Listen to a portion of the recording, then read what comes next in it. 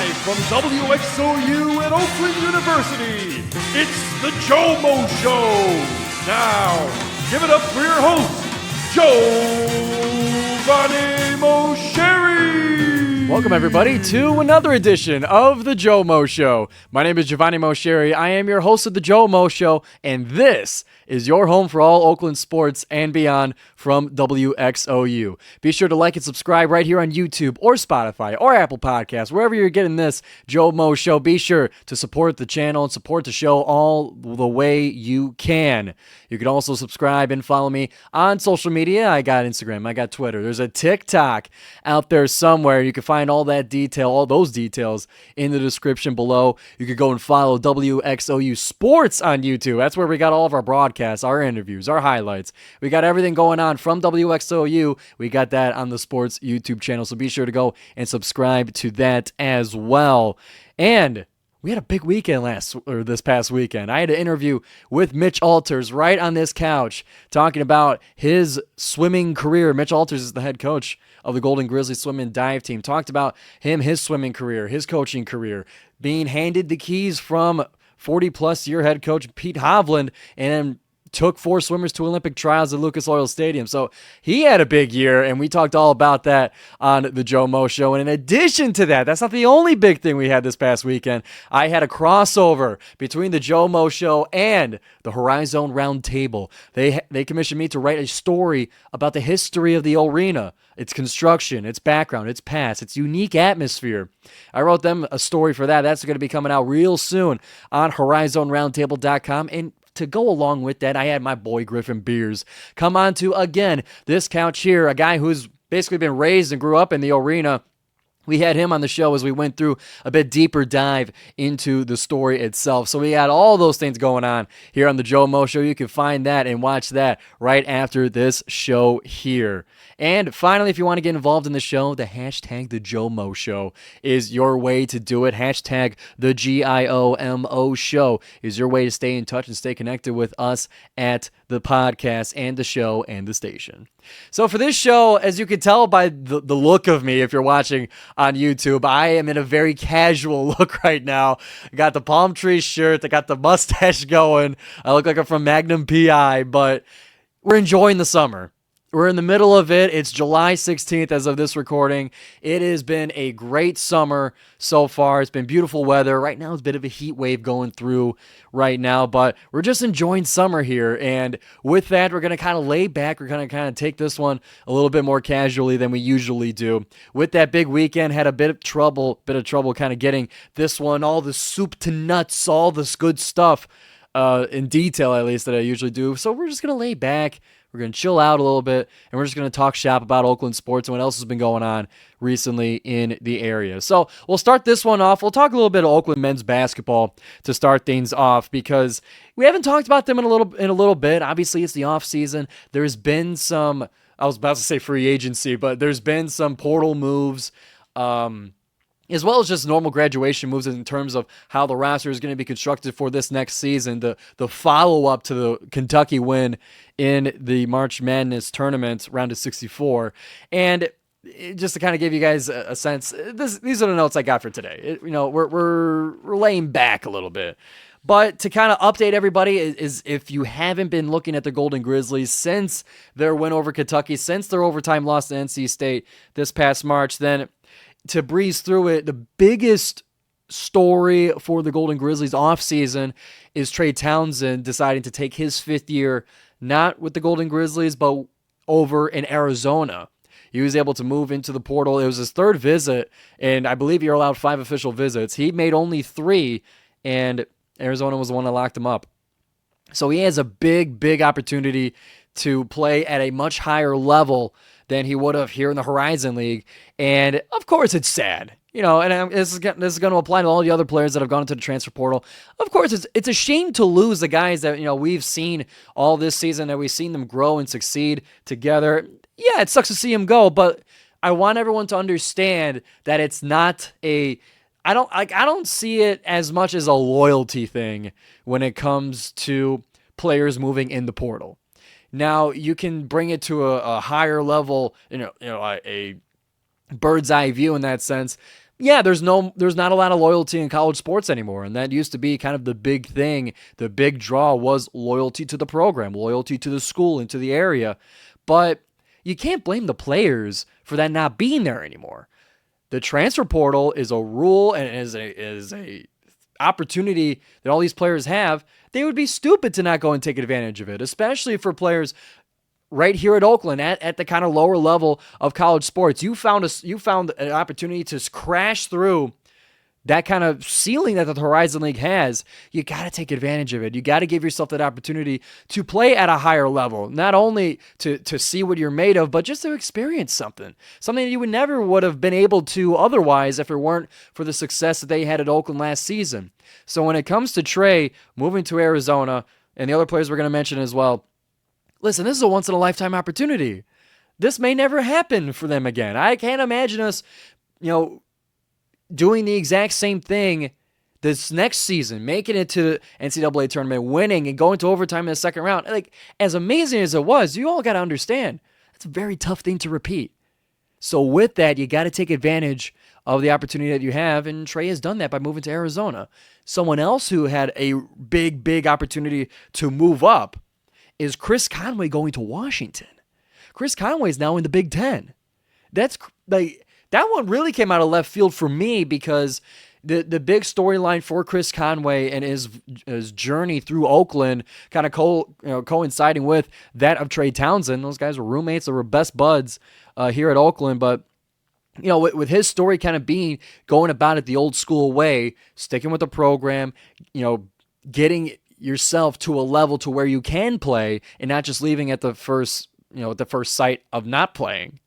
That was kind of his story. That's something Campy would mention very often throughout the season and post-game press conferences and that kind of stuff. So my initial reaction was, well, I hope he stays. I thought he was going to stay, but when the opportunity comes, like I mentioned, to move to the higher level, Washington's giving him a look, him coming in as a veteran, as what would be a leader on that team, at least in terms of, years in college basketball.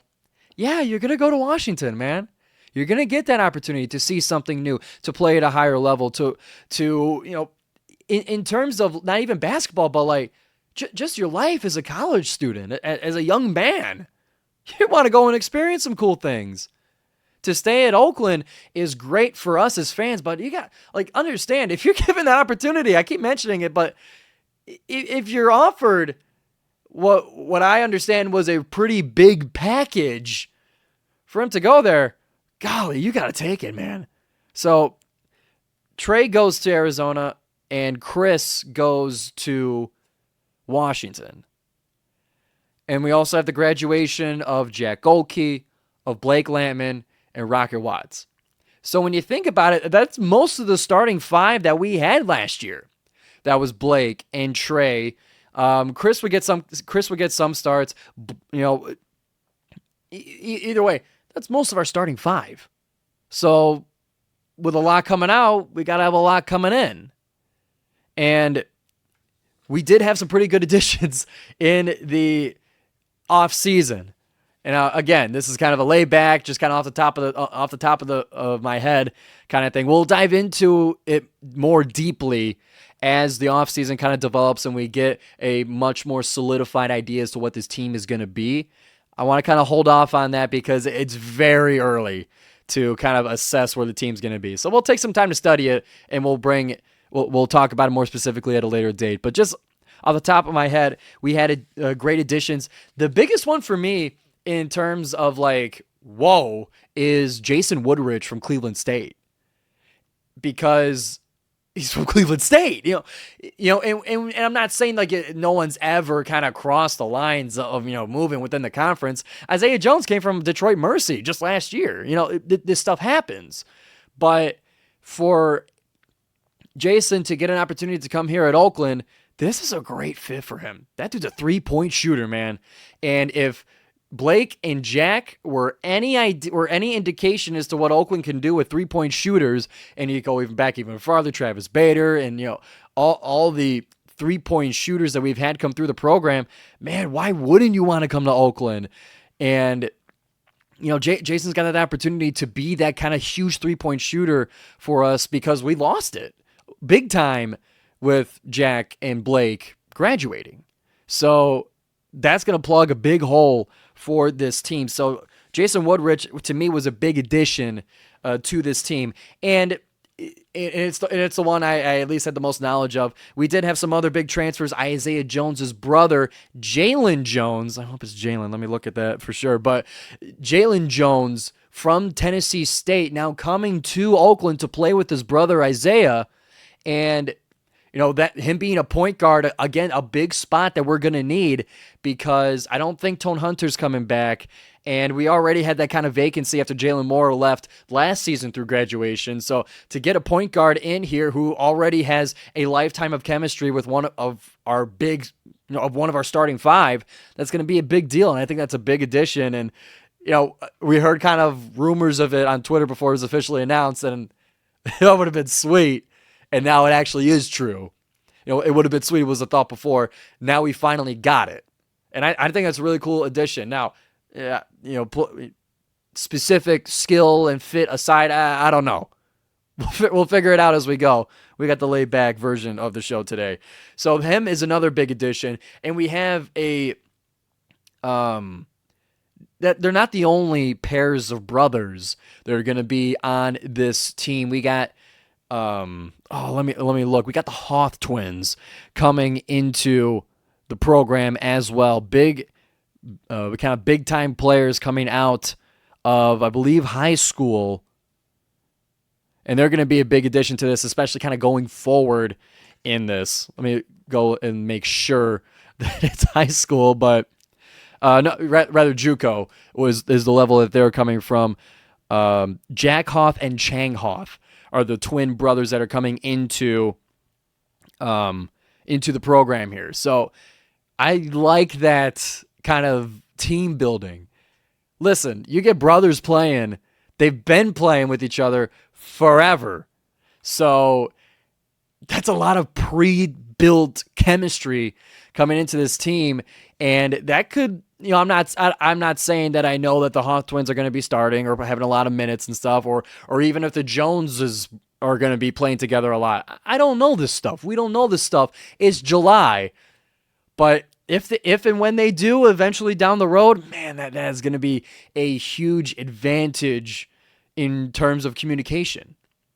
And once they kind of learn the zone system, it's another level of connection that they're going to have. So I'm really excited about that one. And we did have a bunch of other additions as well. Again, we'll get into those deeper, but I just wanted to kind of go over them off the top of my head and kind of see how the roster is going to shake out.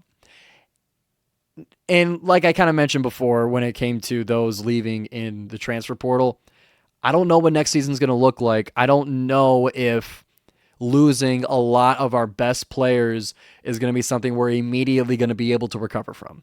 And that's not anything against Campy, and that's not anything against their coaching staff or the players coming in. That's a high bar at this level of basketball to reach. And it's not, it doesn't mean you suck if you can't do the exact same thing again with a really big different roster, It's not slight to anybody. It's just how it is. We got to understand this. As big Oakland fans as we are, we got to understand that was a pretty rare season that we had. There was a lot of stars aligning for that season. It took Trey going from a second team All-Horizon League player to a player of the year, first team, tournament player of the year, big, best stat line ever in postseason basketball since Kevin Durant in the championship game. It took that. It took Blake Laming playing through or almost being sidelined for the rest of the season with a hip injury, but he was able to come back and make it work that way. It took a lot for this season to happen, and it's not something that's easily repeated. So I want all of us to kind of understand that going into this next season as a realistic fan. This stuff's hard to repeat. But some other stuff that I'm looking forward to for this season in terms of the returning players. So I mentioned that we lost quite a bit of players. We lost Trey, we lost Chris, Rocket, Jack, Blake. We lost 5 big pieces. In addition, say Price, Mike Rogers, I think Tone Hunter out in the transfer portal. But some of the players that are staying, at least as of now. I don't know when the transfer portal closes or if it ever does. But for now, on July 16th, some of the big returning players that I'm excited for is the three of Baru, Nevalarua, DQ Cole, and Isaiah Jones. Because they're really the only players coming into the program with, on-court experience from at least last season. And, of course, we got Xavier Banks and Cooper Craggs on, we'll say the back burner just because they're out with injury and weren't able to play. Hopefully they're going to be able to come in and be a bigger part of the roster. But those three guys are the ones I'm specifically excited about because Isaiah Jones proved himself to be a fantastic player, filling in the role of a glue guy in terms of this team. Does great in the zone. He's great defensively. And we've seen spots where he could score if he has to, but it's not always what he's asked to do. But I love that guy, and I'm expecting another big season from him. DQ Cole was a firecracker last season. There were spots where I was calling the game. I think it was against Youngstown State. I was on the call and I was right on the bench. I saw within like a 2-minute span, he was subbed in, scored 8 points, and came out in 2 minutes. That dude can light it up. He had remember, he had the 3-pointer against Kentucky that sealed the deal at the end of the game. A Rocket dished it to him in the far corner. Listen, DQ Cole is a dog.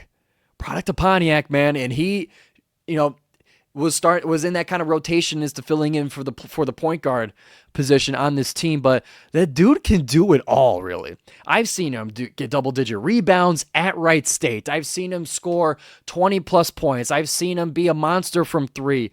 He can do it all. And with him now, I'm assuming getting a bigger role coming into this next season is my best guess. I think that giving him the ball more is going to be a good thing. So I'm excited to see that. And I would say what is my biggest optimism and source of hype for this next season is what Baru is going to be able to do with an entire offseason under his belt. Because we saw him sparingly last season. And part of it was because I forget the specific reason, but basically he wasn't able to come in and practice with the team until basically the start of the season. So he missed an entire summer of learning a very complicated zone that Campy runs. And this stuff is hard to learn. And if you're learning it throughout the season, you can only do so much. Campy mentioned that at a certain, maybe towards the end of the season, Baru only knew 20% of what he needed to know because of all the time he missed. And because it's hard to kind of reteach somebody as the season's going, so you kind of have to kind of go along with it. But I'm super excited to see what he can do with that full offseason underneath his belt. Because is he the biggest? No, he's not. But that dude can soar to the ceiling. He's 6'6", but just to kind of put a number to it. But that dude, you hear the legends. He jumped higher than the highest measurement on the Vertimax. And you see it. That dude could get his elbow at the bottom of the backboard. He is insane with the height that he can reach. And I've been dying to see it all season long. Him to catch a lob and slam it down. We've seen it maybe once, but a lot of attempts to kind of get him in that groove as a high flyer, Harlem Globetrotter type of player. I'm really looking forward to what he can do defensively and kind of in a Slam City type of setting throughout the season. I'm really looking forward to that. And I think he's going to be a huge piece in the Horizon League. Campy agrees because, that's all he was mentioning throughout the, kind of post-game press conferences during the season is that he has the potential to be one of the best players in the Horizon League. He's got the physical tools, and a whole offseason is going to do him really, really well. So I'm really excited to see what he can do along with Cole and Jones, like we were mentioning before, as kind of the bigger returning players for the Golden Grizzlies. So that'll wrap it up for this segment of basketball. Again, this is a laid-back episode. You could tell by the way I'm looking. If you can't, tell visually, we're chilling out for this week. So with that, we're gonna go through this past couple of weeks of the USPBL in a brief sense. We'll talk a little bit about the All-Star game and the Home Run Derby. I was in attendance for that one, so we'll talk all about that. Some Royal Oak Leprechauns stuff to talk about, as well as I visited them that last weekend as well. Got to see what it's like down there in Royal Oak. And then we'll kind of talk about the Receiver documentary, just kind of in passing. We're just chilling out here on the Joe Show. So we'll be right back with all that fun stuff right here on the Joe Show. Welcome back, everybody, to the Joe Show, kind of a laid-back middle of summer edition of the show. Be sure to subscribe right here on YouTube to support the podcast, whether you're on Spotify, Apple Podcasts, right here watching on YouTube, wherever you are. Your support of the podcast is much appreciated, and it's right underneath the video, right there. It's right there. You can see it right there. But we just got done talking about men's basketball, about their kind of off-season and what we're looking forward to for the next season. But now we move into the beyond part of our Oakland sports and beyond. Let's talk some minor league baseball here. I'm not a huge Tigers fan myself, or not so much that I hate them, but I haven't had much to look at yet. So I looked to the minor leagues to kind of keep me in my, give me my baseball fix for the summer, both in the USPBL and recently the Royal Oak Leprechauns. So we'll be talking about the USPBL, the current standings after the All-Star game last week. So the way it's been shaking out, I remember seeing right before the All-Star game, they took a bit of a break for the league, and the Mammoths were right on our tail. The Mammoths and the Unicorns were both right on our tail. And what do I mean by our? Who's we? You got a mouse in your pocket? No, I don't.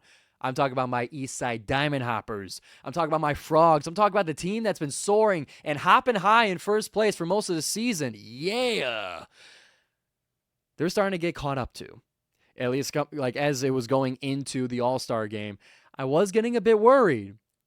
Early part of the season, you're in first place. It's a tough thing to maintain throughout the entire season. So, and naturally in baseball, you're going to get some ebbs and flows. And we had a bit of the ebbs as opposed to the flows when it came to that. So teams are starting to catch up. We're within, I think the Unicorns were about half a game to the Hoppers, and was kind of getting nervous. But looking at it now, we got a week and a half into the future here. We're looking fine. The Eastside Diamond Hoppers now a game and a half ahead of the Utica Unicorns, and the Westside Woolly Mammoths kind of, are close to Utica, but even farther away from the Hoppers in that sense. Utica's in first place, 14-9 on the season. Utica 13-11. Then it goes Westside 12-8, and the Birmingham Bloomfield Beavers 6-17. Beavers are having a rough time of it, but my Hoppers seem to be doing all right. We keep hopping along, and we stay froggy. And to kind of go through quickly the past few games on July 4th, on the holiday, it was the Beavers and the Unicorns, and the Beavers get an upset over those Unicorns, 5-1 victory on the holiday.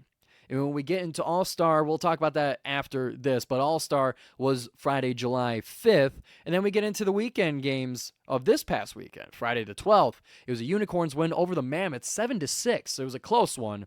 The Beavers, an unlikely upset against number 1 Eastside Diamond Hoppers, 3-2 in a low-scoring affair. Beavers get the win as game 1 of the doubleheader, but game 2 of that doubleheader would see another low-scoring game, but this side on the favor of my Frogs. 2-1 was the final score of that second game of the doubleheader.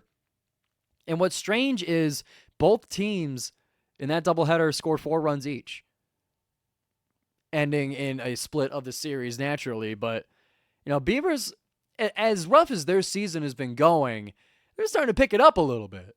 Last time I looked, they had 3 wins. Now they have 6. And, two wins on the weekend. Not bad. It's fine. As far as their season's been going, luckily they got a little bit of the taste of victory in the home run derby as part of the All-Star game, and we'll talk about that. But I'll tell you what, as far as my experience going, so I went with a bunch of my friends to the All-Star game, and it was my first one that I got to go to for this season, as ashamed as I am to say it.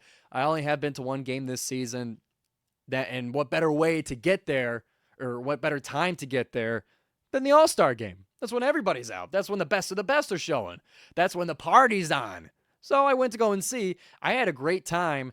I got to say what's up to the guys in the booth. We had Alex Johnson and Mr. Kavanaugh, Tom Kavanaugh, were both on the call for both the Home Run Derby and the All-Star game. I got to dab him up, say what's up, and show me nothing but kindness and hospitality, as as per custom at the USPBL, at least as far as I know. But I got to say what's up to them. I got to see I've never really been to a Home Run Derby before, so I got to see my first Home Run Derby where the Beavers got the win as Christian Ortega, dude, just went nuclear and just kind of blew everybody out of the water. He hit 1 and 2 and 3. He hit, I think, 4 or 5 in a row in his, in the, we'll call it the championship round of the Home Run Derby. We had a hopper in there, thought it was, it was a I think it was Gorig that was in the final round of the Home Run Derby. And we're like, okay, he's doing pretty good. And then Ortega goes, and you're like, oh, this dude is unreal. He was lighting it up. And, after I was talking to Alex and Tom in the booth after the Derby, they were like, they couldn't believe it either. They were just as stunned as everybody else was. So that was a lot of fun, and I got to see the game. There were a few blunders in that game to where the friends that I brought were looking at me, as the big USPBL guy. They're like, this is your team? These are your guys? Yeah. It just, some of them were like, oh my God, this is embarrassing for them to as one of their first games of the season. Some didn't look so good, but it was still fun, and it was still a great time. We ended up all going to a nearby bar, the Locker Room. That was my first time there. And if you guys have never been to the Locker Room, they have the funniest gimmick I've ever seen in a bar. They give, every table has drumsticks. No, not chicken. They have literal wooden drumsticks. And what do you do with the drumstick? You just smash them on the table and the wall. That's the thing that they do there, where obviously to the beat of the music, you could just slam on the table like a caveman on the metal bucket that they have with containing the sticks. The metal walls, you could just smash them. And I'm like, this is barbaric, and I freaking love it. I had a great time there. After the game, we were running through the rain to get there, so we're kind of soaking wet. We smell like rain, and we smell like a wet dog, and we're just pounding this table with the drumsticks, and I had a great time there. So I had a lot of fun there at the All-Star game. Since it's the All-Star game, I didn't necessarily have an allegiance to each team. It was just kind of fun, and it got me excited to go back again to see another game, and hopefully to see my Hoppers maintain their place in first place. But that wasn't the only baseball game that I went to last weekend. I also went to go visit the Royal Oak Leprechauns. I was fortunate enough, my friend in the business, Cristiano Rosa, who is the in-game host, and part of the broadcast there for the Royal Oak Leprechauns. She was nice enough to get me out to Royal Oak to see what's up. And I got to tell you, I had a great time there too. As much as I love the USPBL, the Northwoods League is pretty sweet as well. They are, so for those who don't know, the Northwoods League, it's not like the USPBL where it's 4 teams just kind of playing each other in rotation.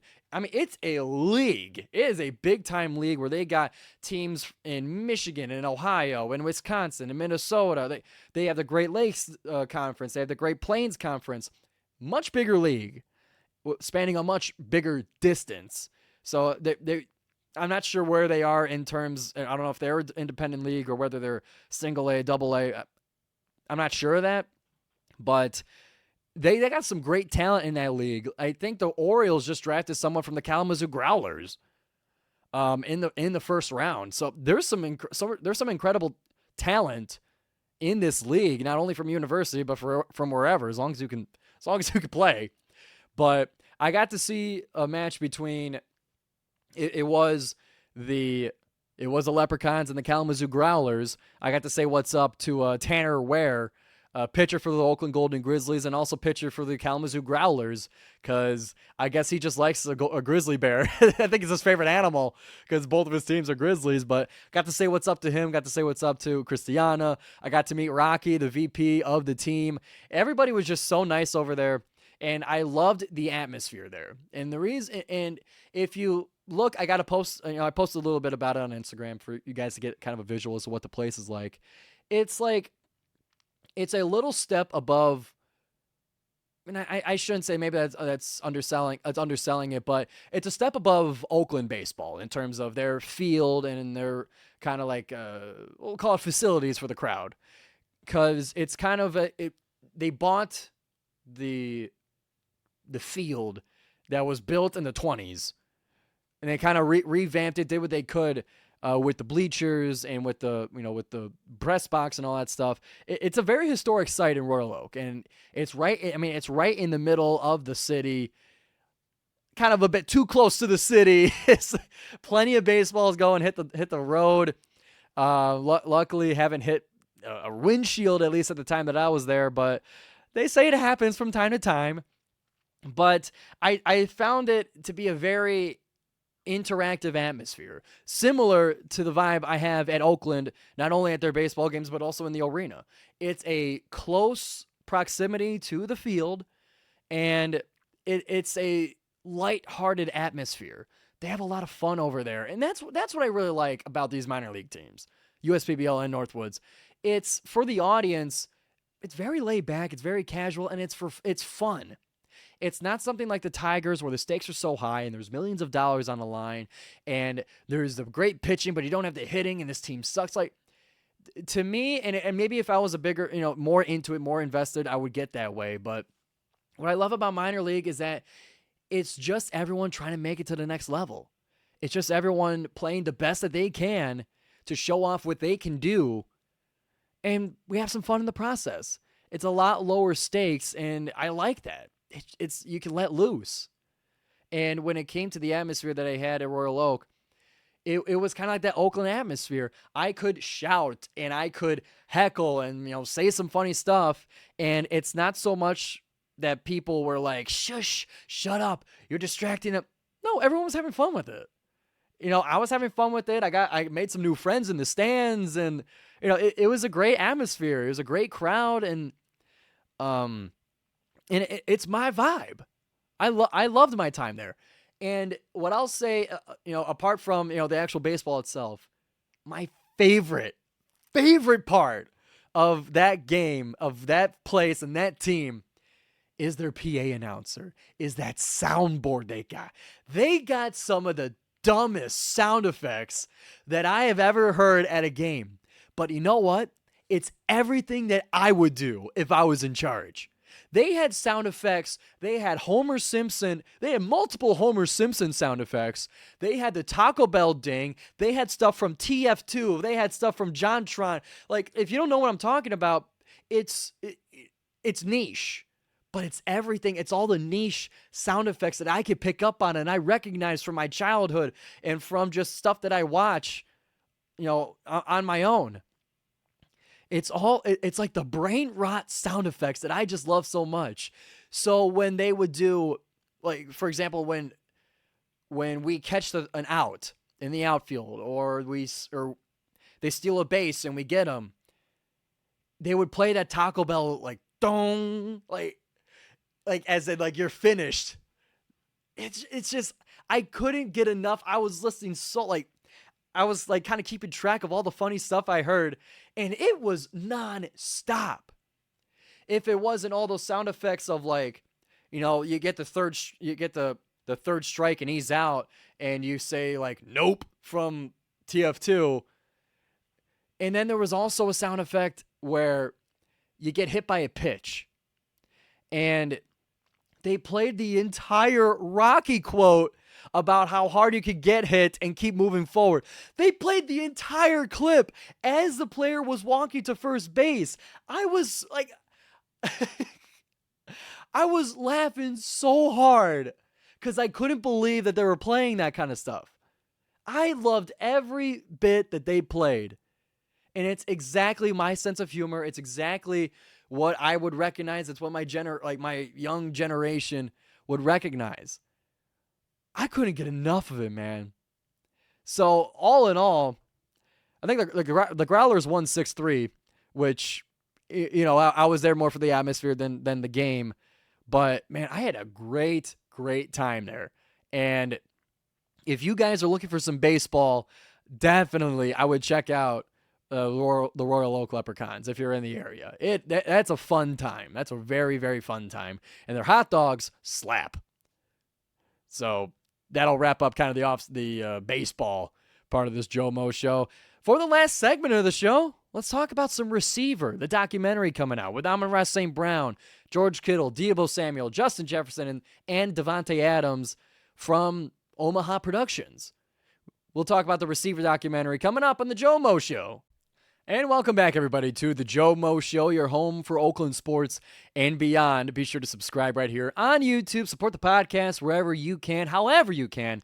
Use the hashtag #TheGioMO Show to stay connected with the show and to get to know your host. We just got done talking about some Oakland off-season, but some minor league baseball shenanigans that I was into this past weekend. Both at the USPBL All-Star game and with the Royal Oak Leprechauns against the Kalamazoo Growlers. I had a fun time at both. I recommend you guys check it out when you get the chance. We also started the show with men's basketball. Kind of off the top of my head, off-season stuff, what I'm looking forward to for this next season.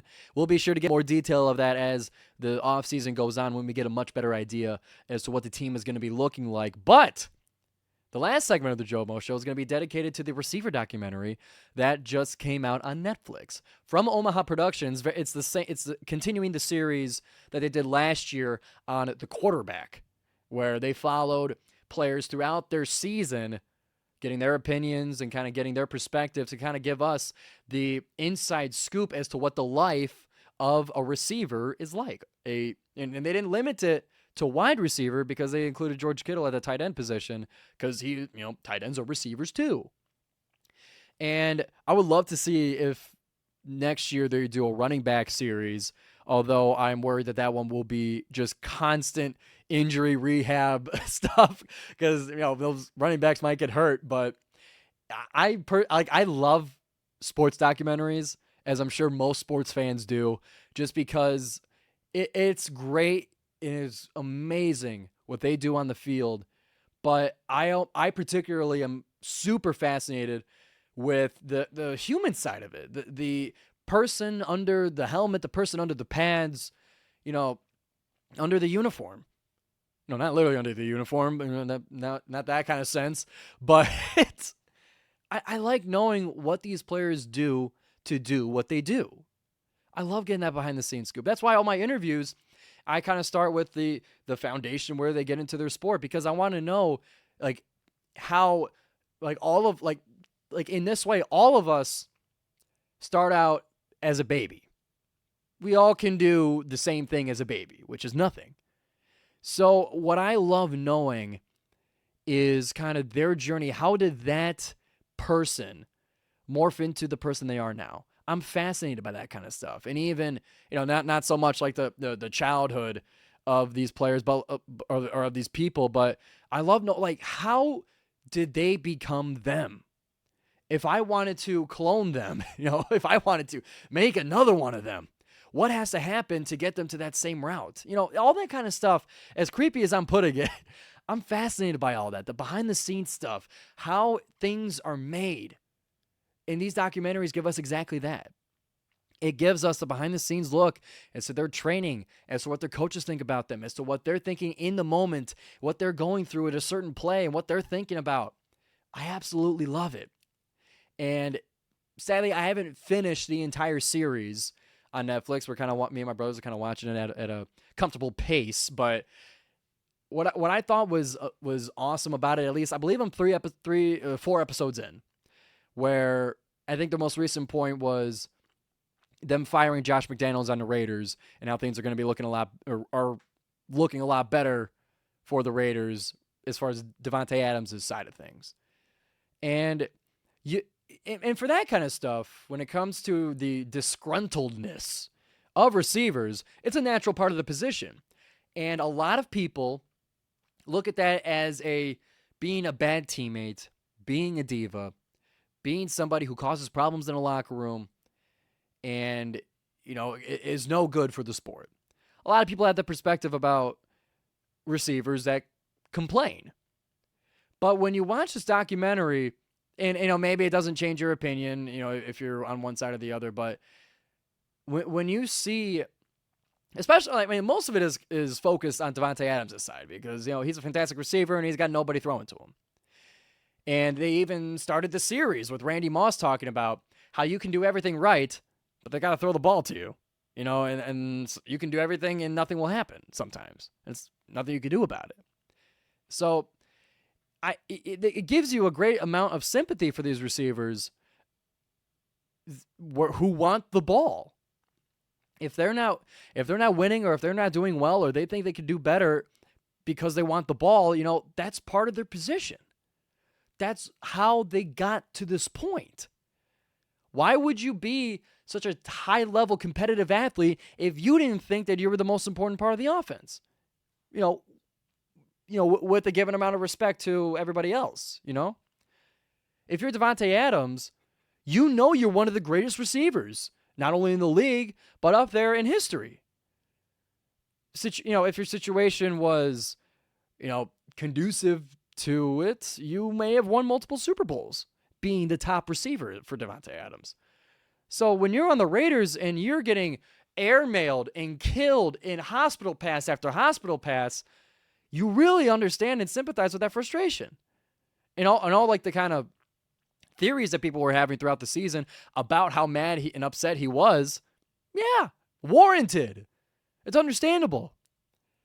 So, and I'm fascinated by that, just by the nature of there's only so much you can do as a receiver. Now, and then when you go to the Lions and Niners, the first couple episodes were really focused on Lions and Niners, because naturally they're doing well and they're seeing the success of good receivers, and I'm sure they're building it up to the NFC Championship game. Where the two worlds collide in that sense. But then they also kind of separated to Justin Jefferson and Davante Adams, who went through much different seasons. Jefferson with injury, Adams with just being on a crap team. But I love the way they do these documentaries. I love Omaha Productions does such a good job of this stuff. I love it. I can't get enough of it. And I can't wait to finish the series and watch, see how...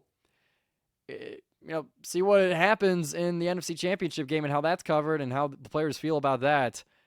But I'm a junkie for documentaries. I can't help it. For documentaries, I love knowing how stuff is made, and even my background in engineering kind of I think leans into that because, you watching like the literal how it's made series on like how stuff is manufactured and how things are repaired and stuff you don't think about when you see them.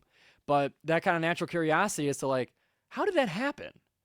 What are the, like, what, I guess kind of the curiosity is like, if I wanted to do it, how would I do it? I love knowing that stuff. So this documentary really scratches that itch for me.